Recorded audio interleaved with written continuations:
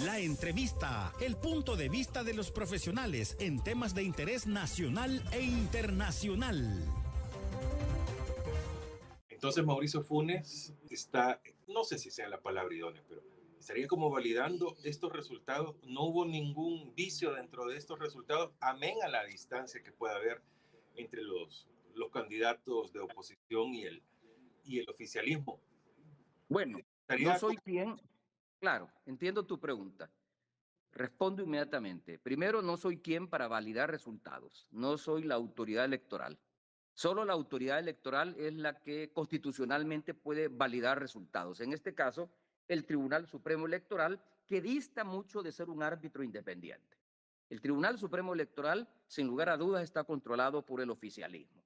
Y basta con ver la actitud mostrada ese día por la presidenta del Tribunal Supremo Electoral, que ante las preguntas insistentes de algunos periodistas sobre las irregularidades y los fallos en el sistema de transmisión, sencillamente no respondía nada. Lo único que hizo fue dar una conferencia de prensa donde explicó que el sistema se había caído, que tenía problemas técnicos, no explicó cuál fue el origen de esos problemas técnicos, por qué se cayó la transmisión electrónica de datos y habilitó a través de un acuerdo tomado por el Tribunal Supremo Electoral para que se hiciera el conteo o el reconteo más bien de voto por voto y se levantaran actas a mano en un papel que no es papel de seguridad y que esas actas fueran transmitidas al tribunal, a la sede del Tribunal Supremo Electoral a través de escáner o a través de una fotografía de un celular. Nada más rudimentario que este sistema de conteo de votos que, como lo dijo en una entrevista ayer el analista Joao Picardo, dijo, este sistema de conteo de votos no lo veíamos desde los años 40 del siglo pasado. No lo veíamos. Se supone que ya habíamos evolucionado tecnológicamente y los controles y la seguridad y la cadena de custodia se iba a respetar como se ha respetado en elecciones anteriores.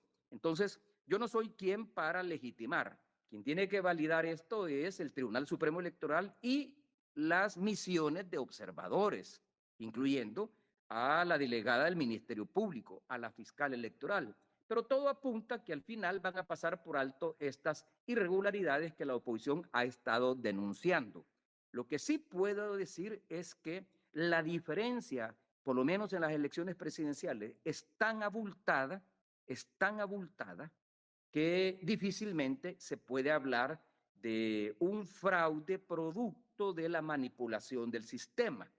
Para mí, el fraude que tienen las elecciones presidenciales es un fraude de constitución, es una violación a 6 artículos de la Constitución de la República que prohíben la reelección inmediata y continua, que además establece que el periodo presidencial es de 5 años, ni un día más ni un día menos, y que la violación a esta norma obliga al pueblo a levantarse en rebeldía, en insurrección.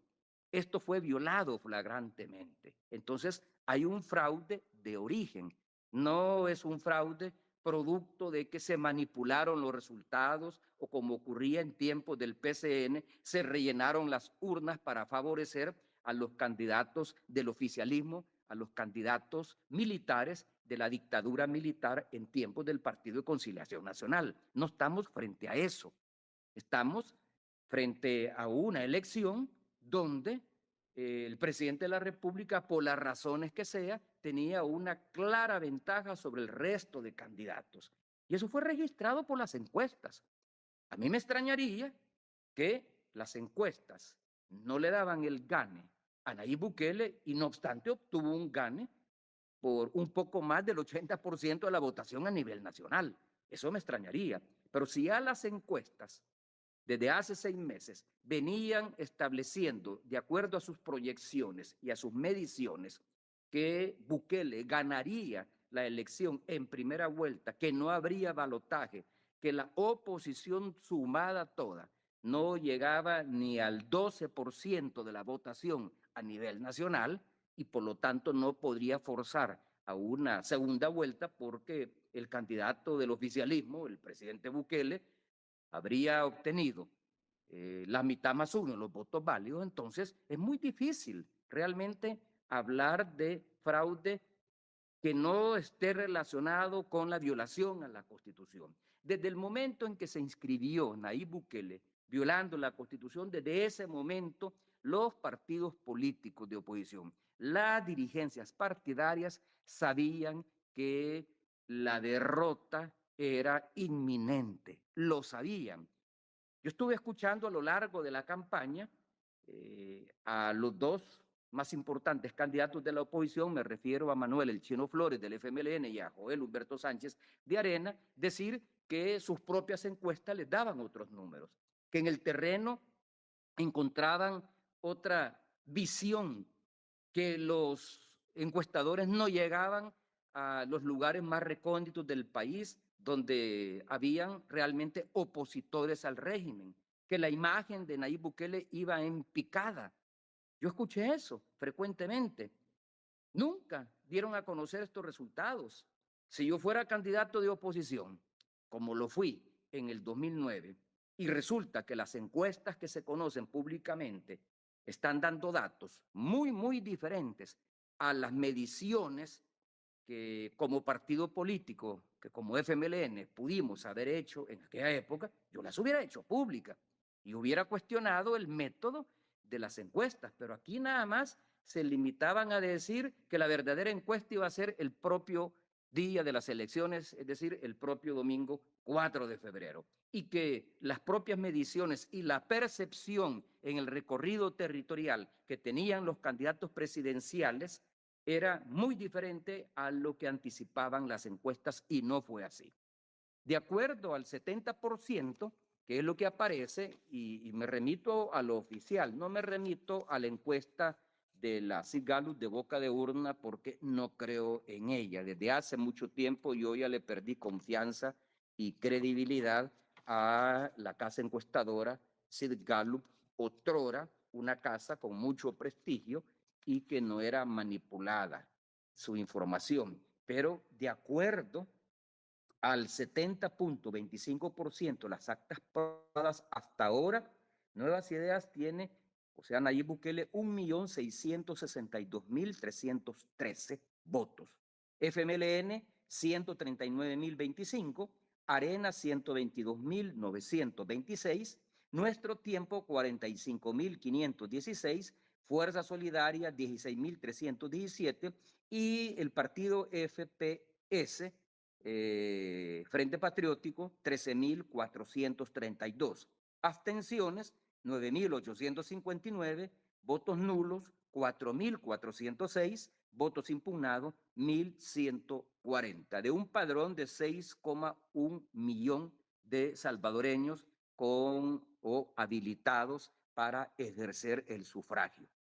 Estos datos, existiendo una diferencia, pongamos entre el primero y el segundo, Nayib Bukele con 1.600.000 votos y el Chino Flores con 140.000 votos, estamos hablando de una diferencia de 1.500.000 votos. ¿De qué fraude vamos a hablar? Por lo menos en el conteo. ¿De qué fraude vamos a hablar? Tendría que haber sido un completo escándalo si los datos fueran diferentes. Además, yo no he visto que en la conferencia de prensa Manuel El Chino Flores haya cuestionado estos resultados. Ha cuestionado los resultados de las elecciones legislativas porque el FMLN todavía alberga la esperanza, lo mismo Arena, Nuestro Tiempo y Vamos, de que puedan colar más de algún diputado. De tal manera que Nuevas Ideas, aunque tendría la mayoría calificada, que se gana con 40 votos, pero no tendría la totalidad de los 60 diputados. Pero en el caso de las elecciones presidenciales, yo lo único que escuché es a un secretario general, Óscar Ortiz, muy resignado, cabizbajo, comentando estas elecciones, y a un Manuel El Chino Flores emocionado diciendo de que no desaparecieron como fuerza política contrario a lo que muchos querían, decía él, y pronosticaban, el FMLN sigue vivo. Y efectivamente, se obtuvo un 7% de la votación, aunque no tenga ningún diputado, reúne el mínimo necesario para seguir existiendo en la vida legal. Porque para ello se requiere por lo menos el 3% de la votación presidencial. Y si el FMLN obtuvo el 7% o el 8% o un poco más, habría que ver qué dice el escrutinio final de ese 30% de actas que aún no han sido procesadas, pero no desaparece. Y tiene razón, no desaparece. Y eso lo podemos discutir, pero queda reducida a una fuerza insignificante, a una fuerza sin incidencia política real, sin incidencia política real. Y por lo tanto, no es que un partido político que no tiene incidencia política o que no tiene representación en la Asamblea Legislativa no tenga razón de ser. Claro que sí, tiene razón de ser. Pero aquí yo lo que veo es que el FMLN no remontó la baja votación que obtuvo en el 2019, en la que perdió.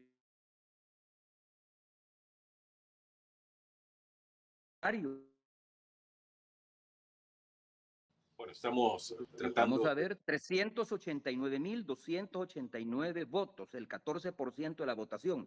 Y ahora, aunque solo está el 70% escrutado, lleva 139.025. A ese ritmo no va a llegar ni a los 200.000. Entonces yo no veo que hayan remontado la votación, yo no veo que haya aumentado la confianza del electorado, ni siquiera de su propia base, de su propia militancia en su candidato. Y por lo tanto una fuerza política así, ¿por qué se va a sentir victoriosa?